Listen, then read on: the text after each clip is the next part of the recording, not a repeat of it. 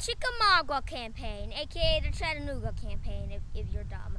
But yeah, there were a few major battles, like the Battle of Lookout Mountain, the Battle of Chickamauga, and then the Battle of Missionary Ridge, which I tried to go to, but guess what?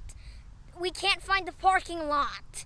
So I'll be focusing on the Battle of Orchard Knob, which I wouldn't even say it's a battle. I would say it's a skirmish. It just had a lot of recoil. Not that type of recoil, but just like stupidity recoil. Now, basically what happened here is that the Confederates held this position.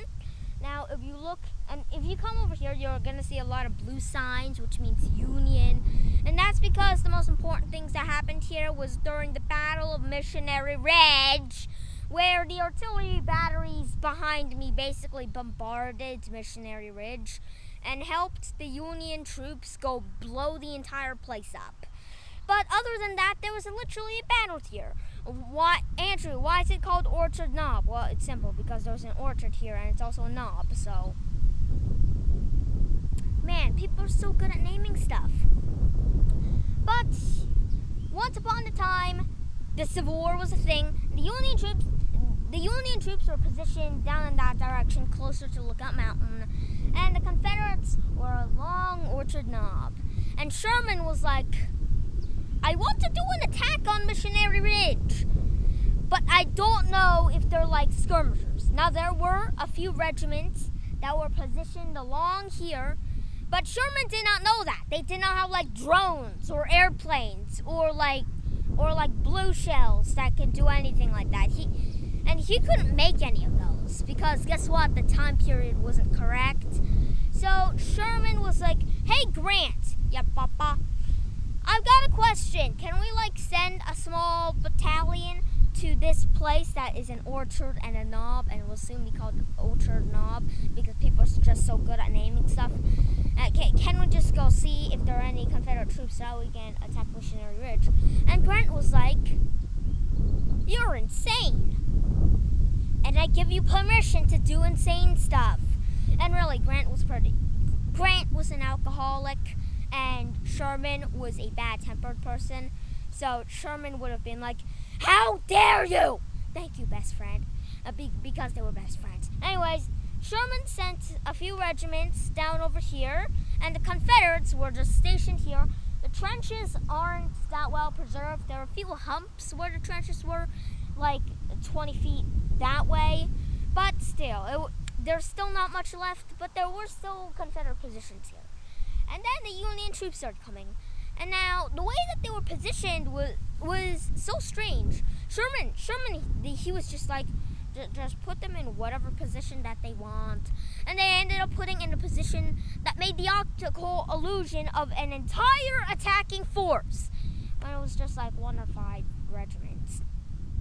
So the Confederates, looking in that direction, is like, holy crap, they're attacking!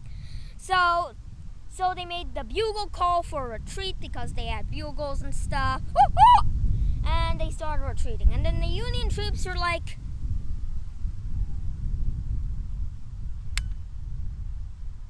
anyways, a bunch of Confederates died. The Union troops took control of Orchard Knob and the whole entire Confederate line going that way. And they moved to the top of Missionary Ridge, which is a few miles that way. And then the Confederates were like, good thing and no tragedies will happen here for one day. Yeah, the Battle of Missionary Ridge. But the story of Orchard Knob is not done! So you can see that there's an artillery battery here. It's made of smoothbore Napoleons, Andrew. This is obviously Confederate. Shut up. Okay, this is not Confederate. This is Union. If this was Confederate, then why would Grant's headquarters be literally right there, behind it, where that big statue is? So yeah, this was held by the Union troops. Now this is not Confederate, as I previously mentioned. It was actually originally armed with Parrott rifles, but hey, they don't have too many of those. So the National Park Service just plopped these Napoleons on there. And these Napoleons, if you look in the direction I'm facing, you will see that big ridge. That's why it's called Missionary Ridge. Anyways, the Confederates were positioned on top of it, and as we always do during war, earlier wars, we would usually weaken up the enemy. Like before you eat the chicken, you don't pick up the chicken and go like what you do in Minecraft. You have to cut it up to soften it. You also have to soften it by cooking it, and that's what cannons are basically for. And if you can't tell, these cannons were pointed straight at Missionary Ridge at the Confederate position. So I wonder what they're gonna do.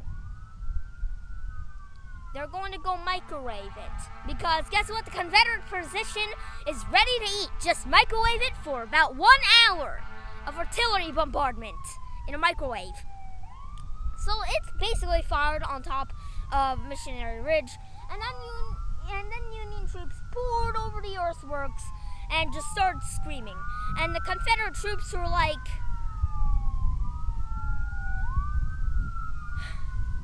retreat.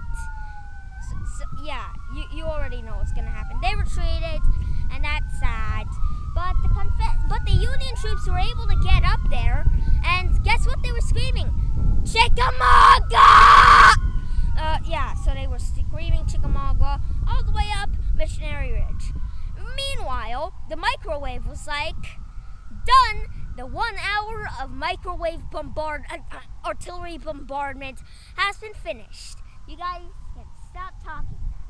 And that's basically Orchard Knob. After the war, it was returned to be a farm, but then the National Park Service was like, there's still really good preserved earthworks and also really good places to put monuments.